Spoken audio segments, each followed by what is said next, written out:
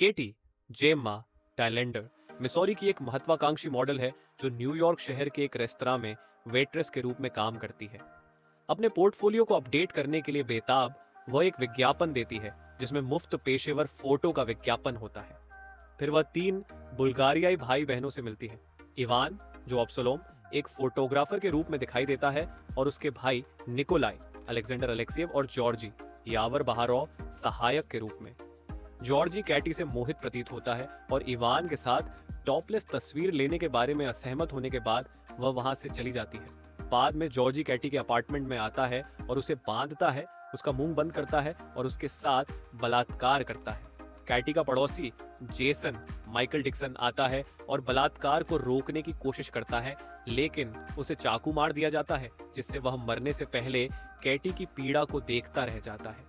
Georgy के भाइयों के आने के बाद कैटी को जबरन केटामाइन खिलाता है और उसे बेहोश कर देता है। जब वह जागती है तो वह खुद को नंगी और हथकड़ी से बंधे पाइप से एक पुराने तहखाने में गंदे गद्दे पर लेटी हुई पाती है।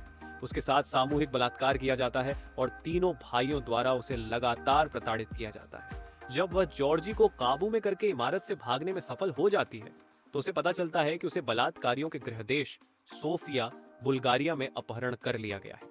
कैटी बयान देने के लिए निकटतम पुलिस स्टेशन जाती है।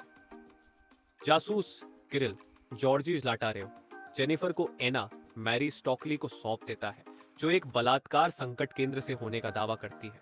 कैटी एना को अमेरिकी दूतावास जाने के लिए कहती है, लेकिन इसके बजाय वह दूतावास नहीं बल्कि एना के घर जाना चाहती थी, जहां कैटी को पुरुषों द्वारा क्रूरतापूर्वक प्रताड़ित किया गया था। एना निकोलाई और जॉर्जी की मां निकलती है और कैटी के कष्टों का आनंद लेती है।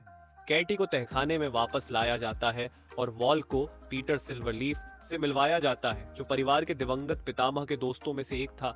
वाल को उसके गुप्तांगों पर टेजर से वार करता है और फिर उसका बलात्कार करता है, जिसके बाद वह खून से लथपथ हो जाती है। फिर इवान नीचे आता है और कैटी को पीटता है। कैटी को एक बक्से में बंद कर दिया जाता है और वॉल्गो के टेजर और उसके क्रूसीफिक्स नेकलेस के साथ जिंदा दफना दिया जाता है। लेकिन जिस जमीन पर ताबूत रखा जाता है वह टूट जाती है और वह नीचे सीवर में गिर जाती है। नग्न और खाने के लिए कुछ भी नहीं होने के कारण कैटी पास के एक चर्च से चोरी करना शुरू कर देती है और अंततः फादर डिमोव वैलेंटाइन पेल्का द्वारा पकड़ी जाती है, जो पहचानता है कि वह एक बलात्कार पीड़िता है। वह उसे भोजन और कपड़े ले जाने की अनुमति देता है और उसे एक बाइबल देता है। कैटी को अगली बार अमेरिकी दूतावास के बाहर देखा जाता है, लेकिन अंदर जाने से पहले वह निकल जाती है।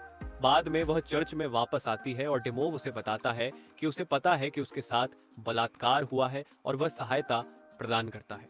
कैटी सीवर में वापस चली जाती है, अपनी बाइबल को खुला छोड़ देती है जहां डिमोव पढ़ सकता है। कैटी पहले एना के घर में घुसकर पैसे चुराने की योजना बनाती है। उनका इस्तेमाल कपड़े, हथियार और सामान खरीदने में करती है।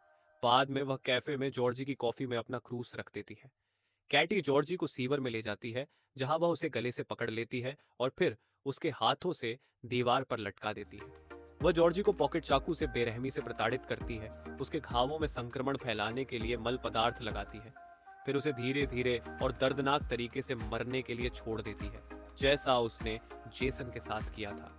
इस बीच फादर डिमोव ने जासूस किरिल से संपर्क किया, जिसे पता चलता है कि कैटी अभी भी मुश्किल में है। उस शाम एक नाइट क्लब में कैटी निकोलाई के ड्रिंक में एक्सटेसी मिला देती है और वह बाथरूम की ओर भागता है, जहां वह उसे हिंसक तरीके से पेशाब से भरे शौचालय में और फिर मल में डुबो देती है। अगले दिन एक सभा के दौरान वाल को कैटी को छिपकर घूमते हुए देखता है। वह तहखाने के दरवाजे से उसका पीछा करता है, जहां कैटी उसे पत्थर से मारती है।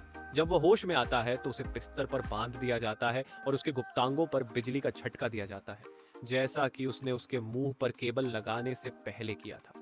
वह अंततः केबल के माध्यम से बिजली का एक शक्तिशाली करंट भेजकर उसे मौत के घाट उतार देती है। एना को पता चलता है कि उसके घर में चोरी हुई है और कैटी उसे गिरे हुए मैदान से सीवर में धकेल देती है। एना को एक बॉक्स में बांध दिया जाता है और जॉर्जी की मौत तक उसे देखने के लिए मजबूर किया जाता है। इवान खुली हुई जमीन को देखता है और इस तरह महसूस करता है कि कैटी अभी भी जीवित है और भाग गई है, लेकिन बाद में उसे कैटी द्वारा पकड़ लिया जाता है और एक मेज से बांध दिया जाता है। फिर कैटी इवान के अंडकोश को कुचल कर उसे प्रताड़ित करती है।